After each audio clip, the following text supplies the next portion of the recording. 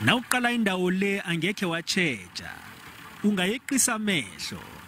Kodwa nawubhodela ngemva kwendlu uthola zibondiwe kuphehlwa ebilako. Kungabe kube sisombululo somraro wembaseli lapha eSouth Africa.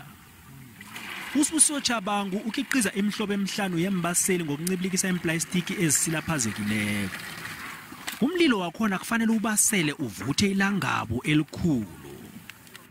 Lokho sikwenza ngani? Sikwenza ngokuthi sicollecte i-waste from ama-dumping site ahlukahlukene siyibuyiselana ngendlela yokuthi sifuna ukuba nendlela la sikhona khona ukuthi i-plastic lethu njengoba nilibona li-problem sikhona ukuthi siliconvert silibuye lisebenzele lisenzele i-energy enjenge-diesel, petrol, i-jet fuel kanye ne-gas. Seka nama-customer anjengo-Disco Mashele omlimi wendawo. Uthi uthenga i-diesel ayisebenzise etregere nakhe kunye nemchinini wokupompa amanzi. Diesel uma i-wrong lokwathi kwami kuthi kufanele kubhunye intuthu lemhlophe o lemnyama. But le ngiyacabanga ukuthi nawe ubonile akunanduthu lemnyama noma lemhlophe. So iyasebenza i-diesel yakhe.